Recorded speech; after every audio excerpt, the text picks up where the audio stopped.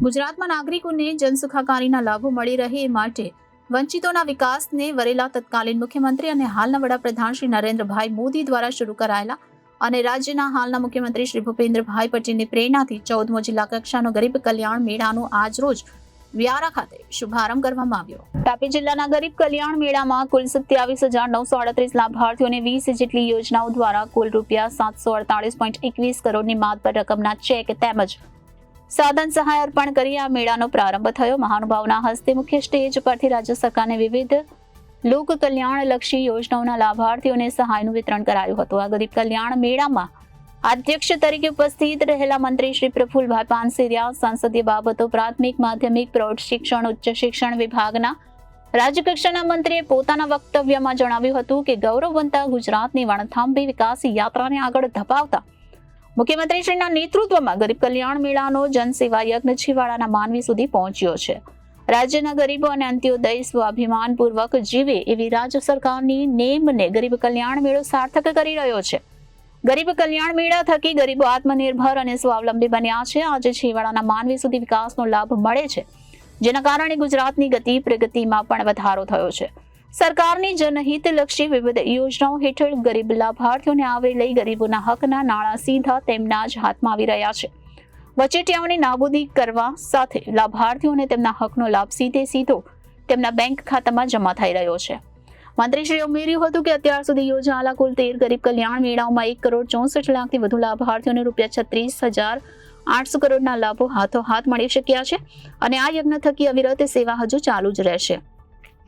તેમણે ઉજ્જવલા યોજના, જનધન યોજના, જનની વીમા સુરક્ષા યોજના, પ્રધાનમંત્રી આવાસ યોજના, જન ઔષધિ કેન્દ્ર સહિતની યોજનાઓ દ્વારા લોકોને થયેલા લાભની વાત રજૂ કરી। આ સરકાર ગરીબ, વંચિત, પીડિત અને શોષિતોની છે એમ જણાવી સરકારે શિક્ષણથી આરોગ્ય સુધી લોકોની લીધેલી દરકારની વાત વિસ્તૃત વર્ણવી હતી। રાજ્ય સરકારના પારદર્શી, નિર્ણાયક, સંવેદનશીલ અને પ્રગતિશીલ નિર્ણયોના કારણે સામાન્ય વર્ગ પણ સુખી અને સંપન્ન થયો છે તેમ તેમણે વધુમાં જણાવ્યું હતું।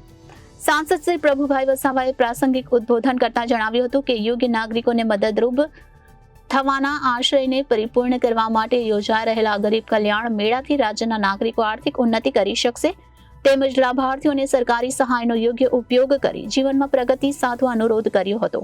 તેમણે ઉમેર્યું હતું કે આપણા જિલ્લા અને રાજ્યને નવી દિશા મળી રહી છે।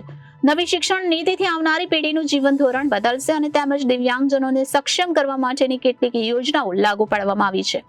આ પ્રસંગે ઇન્ચાર્જ કલેક્ટર અને જિલ્લા વિકાસ અધિકારી VN શાહ સ્વાગત પ્રવચનમાં ઉપસ્થિત સૌ મહેમાનો અને લાભાર્થીઓને તાપી જિલ્લા કક્ષાના ગરીબ કલ્યાણ મેળામાં આવકાર્યા હતા। અહીં જિલ્લા પંચાયતના ઓડિટોરિયમ ખાતે બનાસકાંઠાના ડીસા ખાતેથી મુખ્યમંત્રીશ્રીની અધ્યક્ષતામાં રાજ્યકક્ષાના યોજાયેલા ગરીબ કલ્યાણ મેળાનું જીવંત પ્રસારણ રજૂ કરવામાં આવ્યું હતું।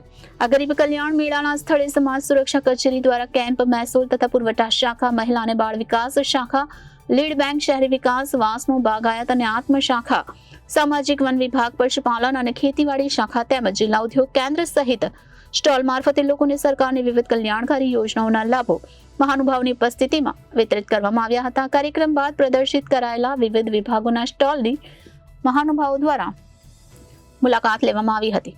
આ ગરીબ કલ્યાણ મેળામાં ધારાસભ્ય સર્વેશ્રી મોહનભાઈ કોકણી, ડોક્ટર જયરામભાઈ ગાવિત, મોહનભાઈ ડોડિયા, જિલ્લા પંચાયતના પ્રમુખ જાલમસિંહ વસાવા, પોલીસ અધિક્ષક રાહુલ પટેલ, નિવાસી અધિક કલેક્ટર RR બોરડ, પ્રાંત અધિકારી જિલ્લા ગ્રામ વિકાસ એજન્સીના નિયામક શ્રી ખ્યાતિ પટેલ અને વિવિધ વિભાગના અધિકારીશ્રી, કર્મચારીશ્રીઓ, અગ્રણીશ્રીઓ, વિવિધ સંગઠનના હોદ્દેદારો, પદાધિકારીઓ તેમજ વિશાળ સંખ્યામાં લાભાર્થીઓ ઉપસ્થિત રહ્યા હતા। તાપી જિલ્લા ખાતે ગરીબ કલ્યાણ મેળાની અંદર આદરણીય ભૂપેન્દ્રભાઈ પટેલ સાહેબના માર્ગદર્શન મુજબ ભારતીય જનતા પાર્ટીની સરકાર ગરીબો માટે, હંમેશના માટે ગરીબ કલ્યાણ મેળા આદરણીય નરેન્દ્રભાઈ મોદી સાહેબે જે યજ્ઞ શરૂ કર્યો હતો ને આ યજ્ઞ કન્ટિન્યુ શરૂ થયું। આજે 25 કરોડ રૂપિયાના સાધન સામગ્રી ગરીબ કલ્યાણ મેળાની અંદર આપવામાં આવ્યું છે। કુલ આ વર્ષની અંદર 1/4થી ટોટલ આજ સુધી 700 કરોડ રૂપિયા જેટલા ગરીબ કલ્યાણ મેળા દ્વારા લોકોને વસ્તુ અને લોકોના ઉત્થાન માટેનું આપવામાં આવ્યું। ભારતીય જનતા પાર્ટીની સરકારની અંદર લાભાર્થીઓને ડાયરેક્ટ હેન્ડ ટુ હેન્ડ બધી જ વસ્તુ મળે, ક્વોલિટી વસ્તુ મળે એ હેતુસર ગરીબ કલ્યાણ મેળો એ આશીર્વાદ રૂપેનો છે। અને 100% પારદર્શક બન્યો છે. ગરીબ લોકોને મળતી યોજના એને ધક્કો ન ખાવો પડે અને મંજૂરી માટેના ક્યાંય જવું ન પડે. એક સ્થળેથી આખા ગુજરાતની અંદર ગરીબ કલ્યાણ મેળા દરેક જિલ્લાની અંદર ગરીબોને જે સહાય પ્રાપ્ત થાય છે એ હેન્ડ ટુ હેન્ડ પ્રાપ્ત થાય એટલા માટે આ ગરીબ કલ્યાણ મેળા એ ગરીબો માટે આશીર્વાદ રૂપે છે. તાપી જિલ્લામાં કેટલા લાભ? આજે 24 કરોડ રૂપિયાના સાધન સામગ્રી આપવામાં આવી છે. 1/4થી આજ સુધી આ વર્ષની અંદર 700 કરોડ રૂપિયા જેટલા ગરીબ કલ્યાણ મેળાના યોજનાઓના જે વસ્તુ લાભાર્થીઓને લાભ આપવામાં આવે છે. અને આ મેળાની અંદર આજના દિવસે 24 કરોડ રૂપિયાની સાધન સામગ્રી ગરીબોને આપવામાં આવે છે. રિપોર્ટર આશીષ ગામિત, જનાદેશ ન્યૂઝ, તાપી.